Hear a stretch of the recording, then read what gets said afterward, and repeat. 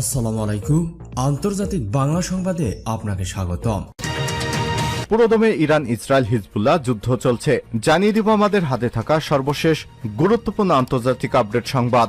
বর্বর গুন্ডা নেতানিয়াহুকে অবশ্যই থামাতে হবে এরদোগান। ইসরায়েলের প্রধানমন্ত্রী বেঞ্জামিন নেতানিয়াহু সরকারকে বর্বর গুন্ডা আখ্যা দিয়ে তুরস্কের প্রেসিডেন্ট রজব তাইপ এরদোগান বলেছেন তাকে অবশ্যই এবার থামাতে হবে।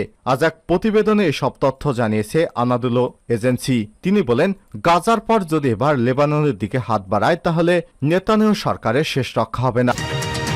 এদিকে গাজা যুদ্ধে কতজন ইসরায়েলি সেনা পঙ্গু হয়েছে?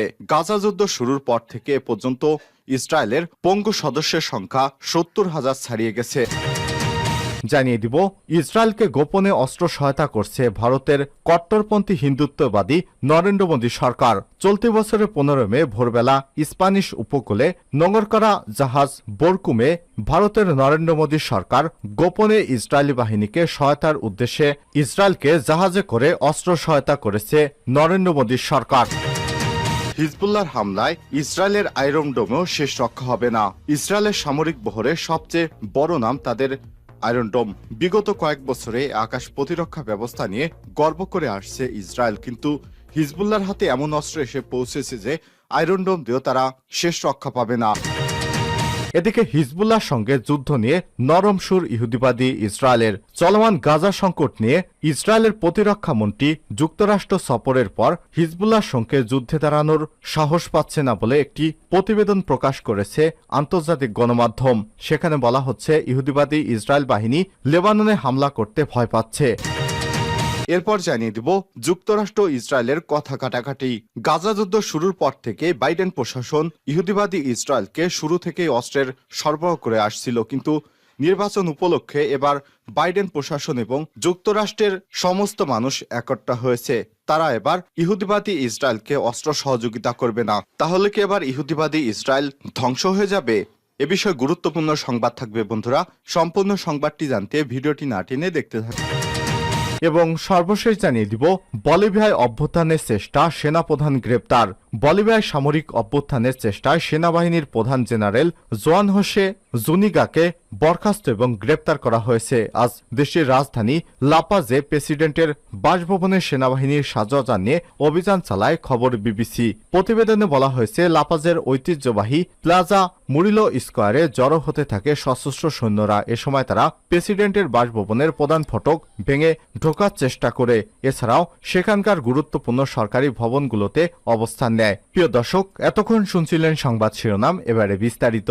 তবে তার আগে অনুরোধ থাকবে বন্ধুরা, এই সংবাদটি আপনার ফেসবুকে বন্ধুদের মাঝে শেয়ার করে সবাইকে সত্য খবর জানার সুযোগ করে দিন। আর আপনি যদি আমাদের চ্যানেলে নতুন হয়ে থাকেন, ভিডিওটি দেখতে দেখতে চ্যানেলটি সাবস্ক্রাইব করে রাখুন, যাতে করে বন্ধুরা আমাদের লেটেস্ট আপডেট সংবাদগুলো সবার আগে আপনার কাছে পৌঁছে যায়। ইসরায়েল হামাসের যুদ্ধে আপনি হামাসকে যদি ভালোবাসেন, কমেন্টে ইয়েস লিখে সারা বিশ্বকে জানিয়ে দিন এই সংবাদ সম্পর্কে আপনার মূল্যবান মতামত। এবারে বিস্তারিত। বর্বর গুন্ডা নেতানিয়াহু সরকারকে অবশ্যই থামাতে হবে এরদোগান। দখলদার ইহুদিবাদী ইসরায়েলের প্রধানমন্ত্রী কট্টরপন্থী বেঞ্জামিন নেতানিয়াহু সরকারকে বর্বর গুন্ডা আখ্যা দিয়ে তুরস্কের প্রেসিডেন্ট রজব তাইপ এরদোয়ান বলেছেন তাকে অবশ্যই থামাতে হবে। আজ আনাদুলো নিউজ এজেন্সির এক প্রতিবেদনে সব তথ্য জানানো হয়েছে। প্রতিবেদনে বলা হচ্ছে, তুরস্কের প্রেসিডেন্ট ঘোষণা করেছেন নেতানিয়াহু তিনি এই অঞ্চল এবং পুরো বিশ্বকে বিপর্যয়ের দিকে টেনে নিয়ে যাচ্ছেন। তাকে অবশ্যই ফিলিস্তিনের বিরুদ্ধে দীর্ঘস্থায়ী প্রচারণা এবং আঞ্চলিক অস্থিরতার বপন থেকে বিরত রাখতে হবে। রাজধানী আঙ্কারায় ক্ষমতাসীন জাস্টিস অ্যান্ড ডেভেলপমেন্ট পার্টির মূল্যায়ন এবং পরিকল্পনা সভায় এরদোগান এসব কথা বলেন। ইহুদিবাদী নেতানিয়াহুর নামে এই বর্বর গুন্ডা রক্তপিপাসু এবং লোভী যে আমাদের অঞ্চল এবং সমগ্র বিশ্বকে বিপর্যয়ের দিকে টেনে নিয়ে যাচ্ছে তাকে অবশ্যই থামাতে হবে। ফিলিস্তিনে দশকব্যাপী নিরবিচ্ছিন্ন গণহত্যা পরিচালনা এবং ফিলিস্তিনি শিশুদের যেভাবে একটি নষ্ট রাষ্ট্র দ্বারা হত্যা করা হচ্ছে এর নিন্দা করে এরদোগান তিনি বলেন, আমি নিশ্চিত করেছি যে পুরো বিশ্ব গাজায় বর্বরতা স্পষ্টভাবে দেখছে। এ সময় তিনি আরো বলেন, ৭৬ বছর ধরে চলমান এই নিপীড়ন গণহত্যা অবিচারের বিরুদ্ধে প্রতিটি প্ল্যাটফর্মে তুর্কি আপত্তি জানায় এবং আমরা আমাদের সকল উপায়ে ফিলিস্তিনি জনগণের পাশে রয়েছি। উল্লেখ্য, ফিলিস্তিনি সংগঠন হামাস গত ৭ অক্টোবর ইসরায়েলে আকস্মিক বড় ধরনের হামলা চালায়। এ সময় তারা প্রায় ১,১৭০ ইহুদিবাদী ইসরায়েলি নাগরিককে হত্যা করে এবং ২৫০ জন জনকে বন্দী করে। এখন হামাসের কাছে 121 জন বন্দী হিসেবে আটকে রয়েছে। এদিকে 7 অক্টোবর ইসরায়েলের গাজায় প্রতিশোধমূলক পাল্টা হামলা শুরু করে, যা এখনও চলছে। গাজায় ইসরায়েলের অব্যাহত এই হামলায় 36,439 জন ফিলিস্তিনি নিহত হয়েছেন। এদের অধিকাংশ নারী এবং শিশু। গাজা যুদ্ধে কত ইসরায়েলি সেনা পঙ্গু। কোনো ধরনের অর্জন ছাড়াই পার হয়েছে গাজা উপত্যকায় ইসরায়েলি আগ্রাসনের 9 মাস। উল্টো এই সময়ের মধ্যে তেল আবিবের জন্য সামরিক সরঞ্জাম সরবরাহ এবং সেনাদের রক্ষণাবেক্ষণে সংকটের মাত্রা দিন দিন বেড়েই চলেছে।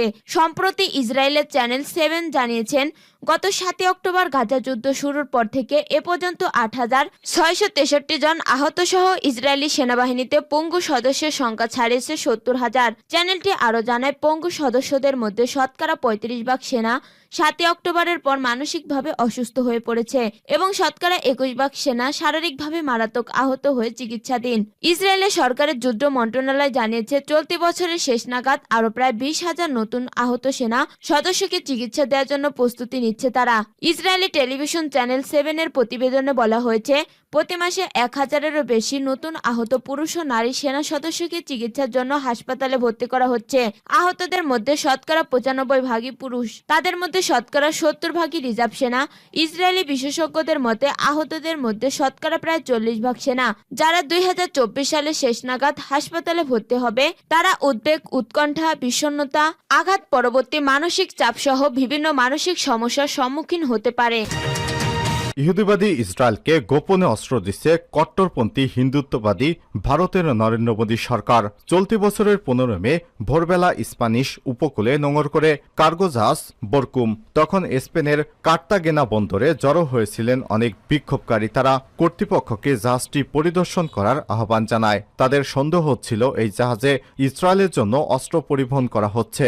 ইউরোপীয় পার্লামেন্টের বামপন্থী সদস্যরা স্প্যানিশ প্রেসিডেন্ট পেদ্রো সানচেজকে তখন একটি চিঠি পাঠায়। তারা অনুরোধ করেছিলেন যে যেন জাহাজটিকে নোঙর করতে না দেওয়া হয়, কারণ ইসরায়েলের জন্য অস্ত্র পরিবহনকারী কোনো জাহাজকে অনুমতি দেওয়ার অর্থ হচ্ছে ফিলিস্তিনি জনগণের বিরুদ্ধে গণহত্যার জন্য বর্তমান তদন্তাধীন একটি দেশে অস্ত্র পরিবহনের অনুমতি দেয়া। পরে স্প্যানিশ সরকারের কোনো ব্যবস্থা নেওয়ার আগেই জাহাজটি কার্তাগেনা বন্দর ত্যাগ করে স্লোভেনিয়ার বন্দরের কোপারে চলে যায়। জাহাজটি স্পেনের বন্দরে না ফেরার পর একজন রাজনীতিবিদ জানান, তাদের ধারণা ঠিকই ছিল, ওই জাহাজটি অস্ত্র পরিবহন করছিল। এই জাহাজটি ভারত থেকে ইসরায়েলের জন্য অস্ত্র নিয়ে যাচ্ছিল। অনুসন্ধানে পাওয়া গেছে, এর আগেও ভারতের নরেন্দ্র মোদী হিন্দুত্ববাদী সরকার কয়েকবার ইহুদিবাদী ইসরায়েলকে অস্ত্র দিয়ে সহায়তা করেছে, আর এই অস্ত্র ব্যবহৃত হচ্ছে নিরীহ ফিলিস্তিনি ভাইবোনদের মারার জন্য।